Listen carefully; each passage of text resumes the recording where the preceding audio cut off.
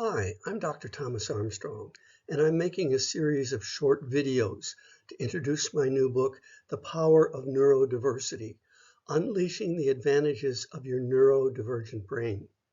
This is a completely revised and updated second edition of a book that I originally wrote in 2010.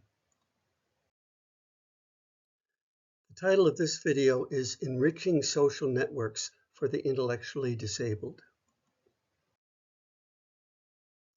In my book, I talk about the process of positive niche construction, which is an idea that I borrowed from evolutionary biology, which suggests that animals in the wild actually ensure their survival by building their own environments that allow them to do what they do best.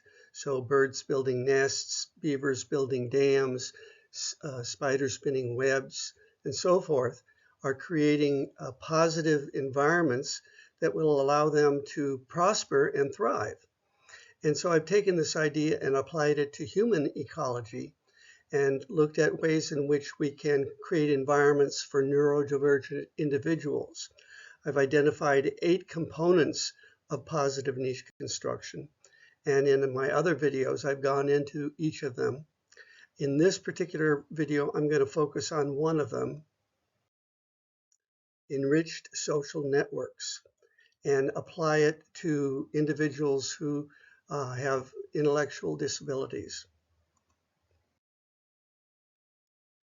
This is a page from my book, The Power of Neurodiversity, and this diagram suggests that each one of us is born into a rich social network of relationships with our families, with our friends, with the professional people we work with, therapists, teachers, friends, even bullies make part of that social network, not a very good part either. And I've suggested that, we ought to tend to the quality, to the health of our social networks as we tend to the quality of our own bodies. And so, one of the exercises I have in the book is for people to draw their what is called a sociogram and label the connections with either green or red or blue, where green is soul enriching, soul inspiring relationship. Red is a spirit depleting environment, and blue would be a neutral. So you get a kind of a map of your social situation. So basically what I've done is suggested ways in which we can enrich our social networks, regardless of which kind of neurodivergency we have, or even if we're neurotypical. So in this video, I'm going to be looking specifically at how we can enrich the social network of someone with an intellectual disability. And I've got about 6 or 7 suggestions. The first suggestion is independent living settings. And this may seem like a given, but we have to remember it wasn't very long ago. In fact, I was a young teacher back in Massachusetts when I spent time each week visiting the Belchertown State School. And I would work with some kids, and the kids would spend most of their time sitting on a bare floor with nothing else around. No furniture, no toys. And we were supposed to be taking them down to a room with toys and spending like maybe an hour with them, engaging with with these toys and learning materials. And it was bleak. It was only 50 years ago, although that makes it makes me sound kind of old when I say it that way. But it's only recently that we have closed many of those schools down or converted them into medical facilities. Actually, my father was the medical director of what used to be the North Dakota State School for Feeble-Mindedness back in the 1920s, and is now the developmental center. And they basically took most of the individuals and put them in community living settings. And these settings are a very important part of many individuals' social networks. And it's important that they be nurturing, that they be places where one can learn independent living skills and get support for one's gifts and assets. Maybe even the best independent living settings are probably those that are inclusive, include a variety of neurodivergent individuals and also some neurotypical people as well. The second suggestion for enriching the social networks of the intellectually disabled are self-advocacy organizations.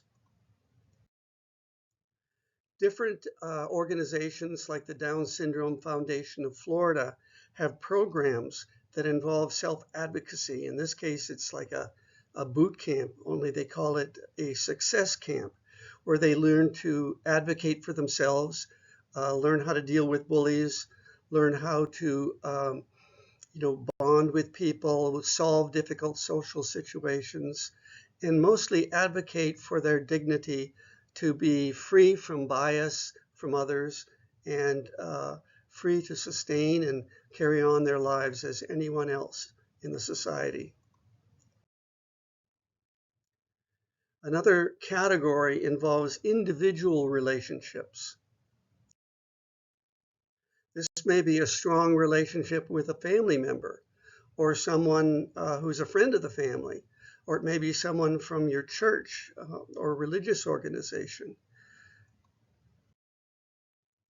This process has been institutionalized in the best sense of the word by the organization Best Buddies, which pairs an individual with intellectual or developmental disabilities with a neurotypical individual, usually older than they are, an older young adult or a young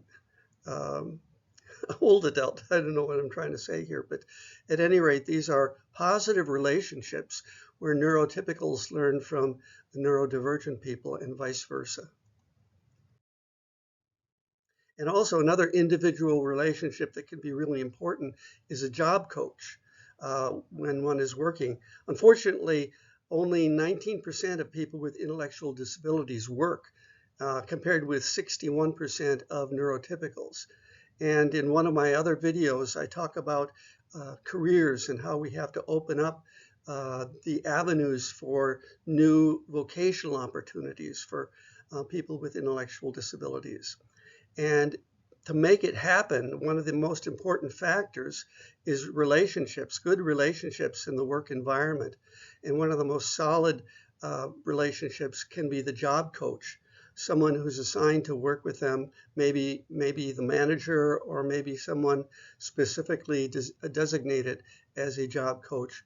And can help that individual through, especially the beginning, the rough ups and downs of getting adjusted to the new work environment, dealing with difficult situations, getting mentorship, essentially. A fourth area for enriching social networks is online social media platforms. In another video, I highlighted one in particular called Hello, It's Me for developmentally and intellectually disabled individuals. And it's a place where you can bond with people, where you can find people who share your interests, your hobbies, your aspirations, and do it in a safe and secure setting. They have opportunities to learn about social skills, even social relationship counseling, although that is extra. Another new and opening up area for people with intellectual disabilities is post-secondary education. There are over 360 post-secondary programs in the United States, and that's double what it was only 15 years ago.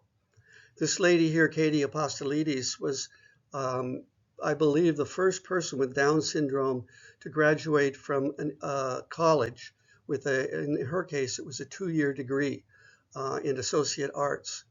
But there have been more recently individuals with Down syndrome who have completed 4-year Bachelor of Arts degrees from George Mason University and other colleges.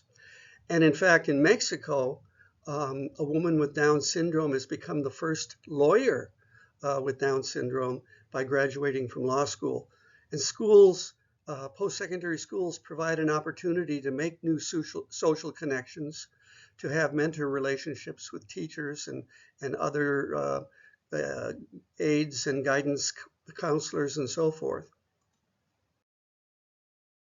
And then finally, I list anti-bullying programs. And the reason for that is what I said earlier. It only takes one bully to really gum up a person's social networks. One hostile individual, one critical individual, one biased individual to make living less than pleasing, let's say. And so doing something about that, and many schools have adopted, many K-12 schools have adopted anti-bullying programs where individuals are given skills for dealing with bullies, where bullies themselves are counseled, and where a general climate, as it were, is created, which says basically we all stand together against bullying and for treating people with respect and dignity. So that's a little bit about social networks for the intellectually disabled. I have a chapter in my book on intellectual disabilities where I take up these issues. I hope you get the book and share it with your family, your friends, your co-workers, your employers, your therapists, and so forth. And that you use it in a way that opens up avenues of opportunity for people. In the book, I've created a neurodiversity strengths checklist, 200 items, which are focused on taking tabs on all the things that you're good at doing. I was disheartened as a special education teacher many years ago in the K-12 schools from discovering that so many of the tests, in fact, all of the tests that we gave our students were basically deficit tests. They were to find out where the deficit was. And I imagine most neurodivergent individuals have gone through the scores of these kinds of tests. And I thought, well, with so many of these deficit tests around, there should be a test that is totally dedicated to letting you know what you're good at. And so that's what this neurodiversity strengths checklist is all about. If you visit my website, which is www.institute4learning.com, that's institute4learning.com, and put your email in the blog post sign up box on my homepage or my blog page, it's on both of them, you will automatically receive in your email the 200 item neurodiversity strengths checklist. Also, if you're interested in my videos and want to see some others, I've been making this series based on the power of neurodiversity, and I've also done other videos. I have several playlists, but the one I recommend if you want to see what else I've done in this area is go to my playlists under Dr. Thomas Armstrong on YouTube, and then go to the power of neurodiversity and click the view full playlist. And there you'll have your selection. So far, I've done 35 videos in this series, as well as many others. I think I've got 125 videos in a variety of educational areas. So that's basically what I have to talk with you about today, or tonight, wherever you are. I hope that the information was useful to you, and I want to thank you for your attention, for spending your time with me, and I wish you and your family and friends and all of your social networks good well-being. May we all be able to celebrate the diversity in our human species. Thanks so much. Bye-bye.